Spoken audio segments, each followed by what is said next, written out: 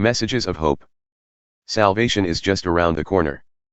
God's message: guard my common good, do what's right and do it in the right way, for salvation is just around the corner, my setting things right is about to go into action. How fortunate are you who enter into these things, you men and women who embrace them, who keep Sabbath and don't defile it, who watch your step and don't do anything evil. Make sure no outsider who now follows God ever has occasion to say, God put me in second class. I don't really belong, and make sure no physically mutilated person is ever made to think, I'm damaged goods. I don't really belong. For God says, to the mutilated who keep my Sabbaths and choose what delights me and keep a firm grip on my covenant, I'll provide them an honored place in my family and within my city, even more honored than that of sons and daughters. I'll confer permanent honors on them that will never be revoked.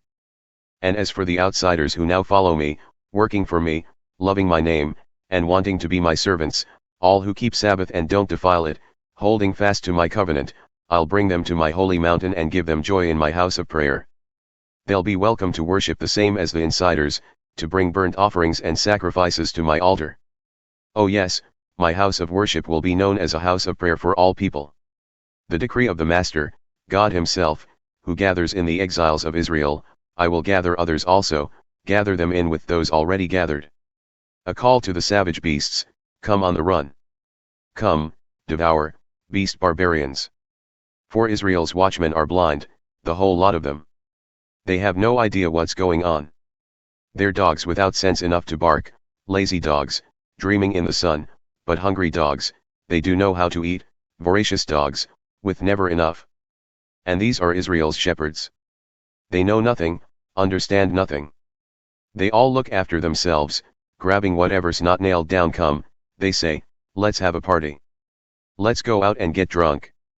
And tomorrow, more of the same, let's live it up. Never tired of trying new religions. Meanwhile, right living people die and no one gives them a thought. God-fearing people are carted off and no one even notices. The right living people are out of their misery, they're finally at rest. They lived well and with dignity and now they're finally at peace. But you, children of a witch, come here. Sons of a slut, daughters of a whore. What business do you have taunting, sneering, and sticking out your tongue? Do you have any idea what wretches you've turned out to be? A race of rebels, a generation of liars. You satisfy your lust any place you find some shade and fornicate at whim. You kill your children at any convenient spot, any cave or crevasse will do. You take stones from the creek and set up your sex and religion shrines. You've chosen your fate. Your worship will be your doom.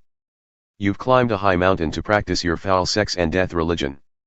Behind closed doors you assemble your precious gods and goddesses. Deserting me, you've gone all out, stripped down and made your bed your place of worship. You've climbed into bed with the sacred whores and loved every minute of it, adoring every curve of their naked bodies. You anoint your king god with ointments and lavish perfumes on yourselves. You send scouts to search out the latest in religion, send them all the way to hell and back. You wear yourselves out trying the new and the different, and never see what a waste it all is. You've always found strength for the latest fad, never got tired of trying new religions. Who talked you into the pursuit of this nonsense, leaving me high and dry, forgetting you ever knew me? Because I don't yell and make a scene, do you think I don't exist? I'll go over, detail by detail, all your righteous attempts at religion, and expose the absurdity of it all. Go ahead, cry for help to your collection of no gods, a good wind will blow them away. Their smoke, nothing but smoke, but anyone who runs to me for help will inherit the land, will end up owning my holy mountain. Someone says, build, build. Make a road. Clear the way, remove the rocks from the road my people will travel. A message from the high and towering God, who lives in eternity, whose name is holy. I live in the high and holy places, but also with the low-spirited, the spirit crushed, and what I do is put new spirit in them. Get them up and on their feet again. For I'm not going to haul people into court endlessly, I'm not going to be angry forever. Otherwise, people would lose heart. These souls I created would tire out and give up. I was angry, good and angry, because of Israel's sins.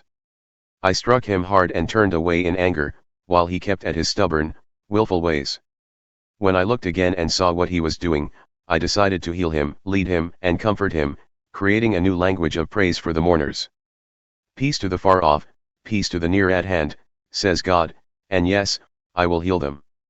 But the wicked are storm-battered seas that can't quiet down. The waves stir up garbage and mud. There's no peace, God says, for the wicked. Your prayers won't get off the ground. Shout. A full-throat shout. Hold nothing back, a trumpet blast shout. Tell my people what's wrong with their lives, face my family Jacob with their sins. They're busy, busy, busy at worship, and love studying all about me. To all appearances they're a nation of right living people, law-abiding, God-honoring. They ask me, what's the right thing to do? And love having me on their side. But they also complain, why do we fast and you don't look our way? Why do we humble ourselves and you don't even notice? Well, here's why, the bottom line on your fast days is profit. You drive your employees much too hard. You fast, but at the same time you bicker and fight. You fast, but you swing a mean fist. The kind of fasting you do won't get your prayers off the ground. Do you think this is the kind of fast day I'm after, a day to show off humility? To put on a pious long face and parade around solemnly in black? Do you call that fasting, a fast day that I, God, would like?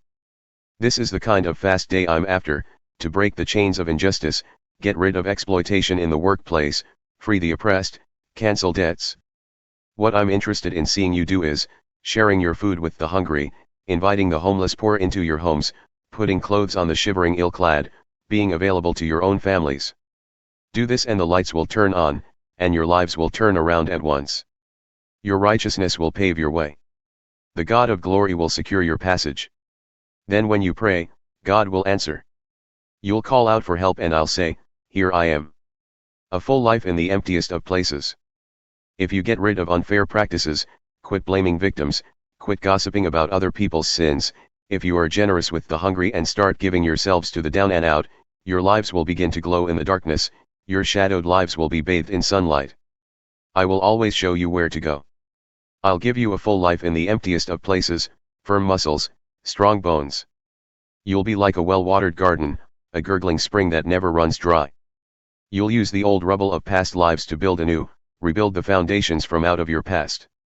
You'll be known as those who can fix anything, restore old ruins, rebuild and renovate, make the community livable again.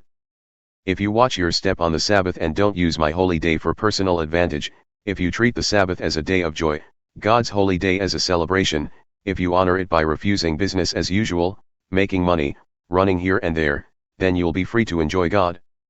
Oh, I'll make you ride high and soar above it all. I'll make you feast on the inheritance of your ancestor Jacob. Yes. God says so.